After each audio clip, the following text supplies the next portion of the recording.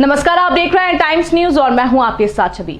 मध्य प्रदेश में कोरोना संकट के बीच इंदौर पुलिस की एक के बाद एक मानवता की तस्वीरें देखने को मिल रही हैं। जहां दिन में चौक चौराहों पर आम जनता की रक्षा करने के लिए सख्ती बरती जा रही है, तो वहीं गरीब और जरूरतमंदों की मदद करने से भी पुलिस पीछे नहीं है।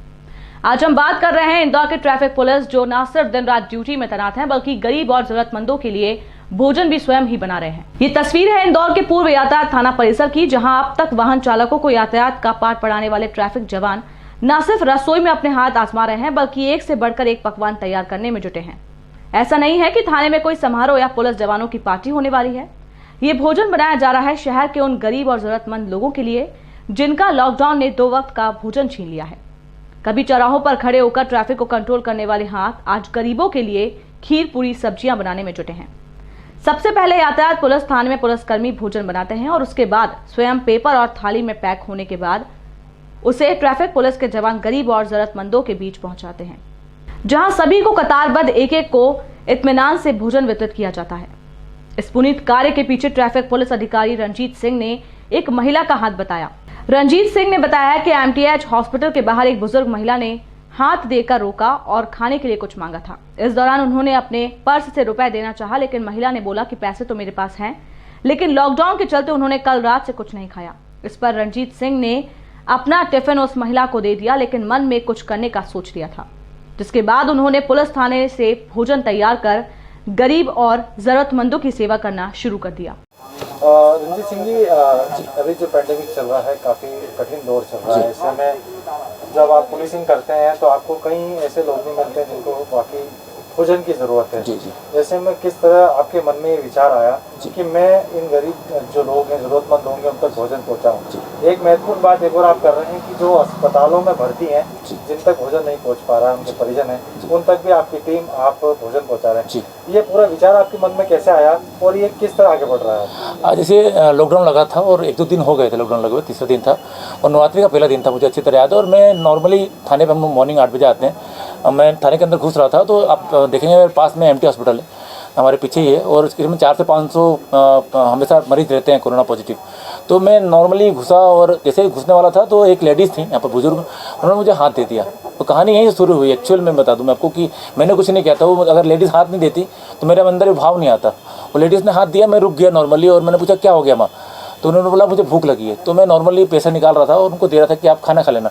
कहते पैसा मेरे पास भी है, क्योंकि लॉकडाउन लगा है तो फूड नहीं है, तो कल रात से हमने कुछ खाया नहीं है, आप फूड दिला दीजिए, क्योंकि आपको मैं जानती हूँ आप डांसिंग करते हो। मैंने कहा ठीक है।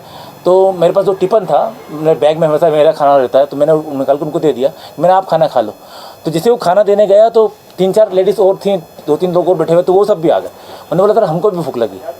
तो मैं वहाँ पर हेल्पलेस हो गया। मैंने कहा अब क्या करूँ, क्योंकि खाना तो एक ही पैकेट था। तो वो दिमाग में आया कि यार कुछ करना पड़ेगा, वरना ये किसी ने मांगा और मैं ना दो, ऐसा हो नहीं सकता। मैं थाने के अंदर आया, मैंने अपने क्रेन स्टाफ है मुन्ना और 2-3 लोग और हैं, उनको मैंने बोला कि हाजी साहब हैं, उनको मैंने बोला कि आप चूल्हा जला सकते हैं क्या? उन्होंने कहा हाँ रंजीत भैया। तो उन्होंने चूल्हा जलाया और मैं पास में सियागंज मार्केट है, मेरे एक दोस्त हैं सन्नी भैया, उनको मैंने फ़ोन लगाया कि यार दाल चावल निकाल दो। तो उन्होंने दाल चावल निकाल के दिया और उस दिन हमने 15 लोगों को खाना बनाया।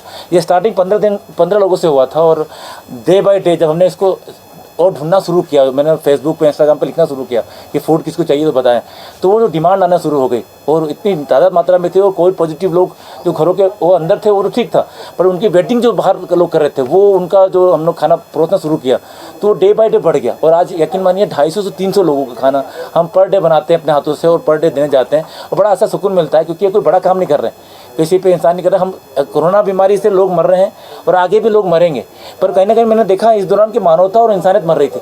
पड़ोसी को खाना नहीं दे रहा था, तो मुझे बड़ा बुरा लग रहा था। तो इसको बचाने के लिए हमने कहा कि क्यों ना हमने स्टार्ट करें। तो पैसे का फंड की जरूरत थी, उसमें मेरी सैलरी आई हुई थी, तो मैंने अपनी पूरी सैलरी से वो एक महीने का जो हम अनाज खरीदते हैं उसके हिसाब से हमने अनाज खरीद कर दिया था, और वही हम उसी से कम चला रहे हैं।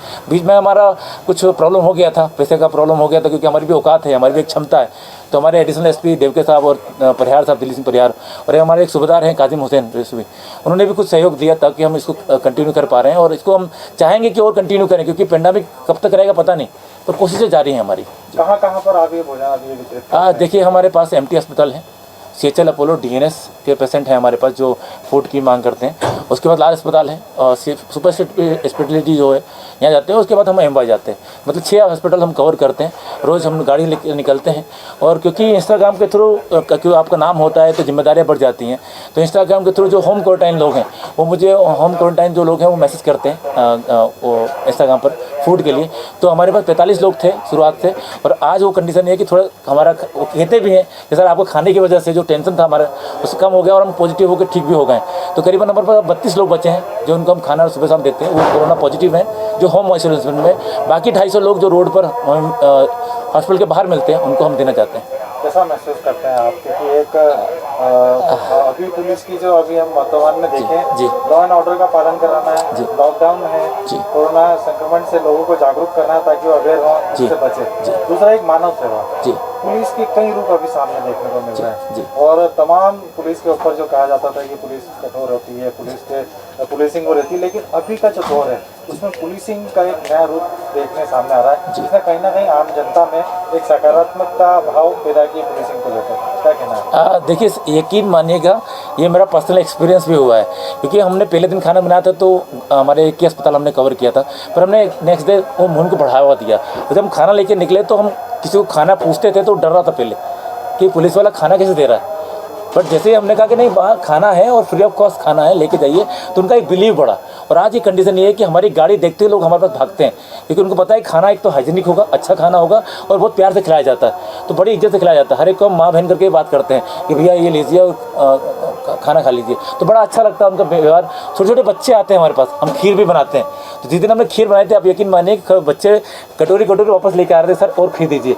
तो जो रोड साइडर लोग थे उनको खीर बांटना हमारे लिए उस दिन का सबसे सुखद अनुभव था और हमने इसको कंटिन्यू किया कि हम वीक में एक दिन ज़रूर खीर बनाएंगे। तो हम 3 वीक से खीर बना रहे हैं। बड़ा मज़ा आता है बच्चों के साथ उनकी दुआएं लेकर, और बड़ी बड़ी जो बुज़ुर्ग महिलाएं हैं उनकी जो खुश रहो बेटा जब बोलती हैं, यकीन मानिए रोंगटे खड़े हो जाते हैं कि यार यही तो चाहिए था। और यकीन मानिए सर सेल्फ सेटिस्फेक्शन से बढ़कर कुछ नहीं होता जो हमें मिल रहा है, उस बड़ा मज़ा आ रहा है लोगों को इसे हेल्प करके, क्योंकि ये काम हमने सोचा नहीं था। और कहीं ना कहीं अगर रंजीत सिंह एक पुलिस वाला नहीं होता तो कहीं ना कहीं कुक होता। मेरा बचपन से शौक था खाना बनाने का, तो वो इस पेंडेमिक की वजह से मैं उसको आगे ला पा रहा हूँ और अपना जो टैलेंट था उसको मैं कर पा रहा हूँ, खाना बनवा पा रहा हूँ। तो मुझे अच्छा लगता है कि ये जो शौक था मेरा वो भी ड्रीम कहीं ना कहीं पूरा हो रहा है। तो ड्रीम ज़रूरी नहीं कि जो आप बचपन में देखते हो पूरा वो कब होगा, वो कहीं पर भी पूरा हो सकता है, जहाँ चाहो वहाँ पूरा सकता है। जैसे मेरा कुकिंग का ड्रीम था वो आज इस तरह काम आ रहा है और मुझे बड़ा मज़ा आ रहा है ये काम करके, क्योंकि लोगों की दुआएं मिल रही हैं, लोगों को खुशियाँ मिल रही हैं और दुआएं से बड़ी कीमत कुछ नहीं होती। मतलब ये माने कि इंदौर पुलिस के सुपर कॉप अब एक शेफ भी बन चुके हैं। मैं सुपर कॉप एक छोटा सा एक आरक्षक हूँ, आप लोगों ने उन्हें बनाया है। यकीन करें मुझमें बहुत सारी गलतियाँ हो सकती हैं, गलतियाँ होंगी भी, सुधार करने की कोशिश करते हैं। पर ये होता है कि कितनी हमारी तरफ से हेल्प हो सकती है समाज सुधार में, उसमें हम प्रयास करते हैं। गलतियाँ सबसे ऊपर डाउन होती हैं, मगर हम कोशिश करते हैं कि अगर जितना अच्छा कर सकते हैं समाज के लिए उतना अच्छा करें, क्योंकि समाज को आज एक पॉजिटिविटी की ज़रूरत है और कोरोना पॉजिटिविटी से हरा सकते हैं हम। अगर हम दिमाग समाज में एक पॉजिटिविटी लेके आएंगे ना, कोरोना कोई बड़ी बीमारी नहीं सर। मगर मैंने यकीन मानिएगा जब होम क्वारंटाइन लोगों को फूड देने जाता हूँ तो मैंने मानवता को मरते हुए देखा है। एक पड़ोसी को मैंने बोला कि आपके घर के पास में 3 लोग पॉजिटिव हैं, आप उनको खाना नहीं दे सकते।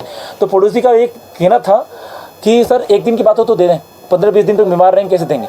तो ये पड़ोसी की जो भावना लोगों ने कहीं ना कहीं ख़त्म करी है, उससे मेरे को फील हुआ कहीं ना कहीं मानवता को झंझोरा है। तो मानवता को मत मरने दीजिए, इंसानियत को मत मरने दीजिए। हमारा भारत देश इसी के लिए माना जाता है कि हम पड़ोसी के हर दुख सुख में खड़े रहते हैं। तो आज हम क्यों अछूते बना रहे हैं उसको, क्यों हम उससे दूर भाग रहे हैं कि कोरोना पॉजिटिव हुए। तो कई मैसेज मेरे को आप इंस्टाग्राम पर दिखा दूँगा, मकान मालिक मकान खाली करने को बोल रहा है पॉजिटिव इंसान को। ऐसा कैसा आप हो सकते हैं हम कि आपको अंदर दर्द न बचाओ। अरे एक पॉजिटिव इंसान को हिम्मत दीजिए, हौसला दीजिए, उससे ये बोलिए कि किराया मत देना, आप किराया खाना खाली करा रहे हो मकान। इस तरह की शिकायतें जब आती है तो बड़ा दुख होता है कि यार मानवता के ऊपर एक क्वेश्चन मार्क है, क्या हम मानव बचें कि नहीं बचें। इंसान पैदा हो गए, अगर इंसानियत दिखाएंगे तो अब इंसान है, वरना हम जानवर से बेहतर है। टाइम न्यूज़ देखिए अब आपके मोबाइल और स्मार्ट टीवी पर लाइव प्ले स्टोर से डाउनलोड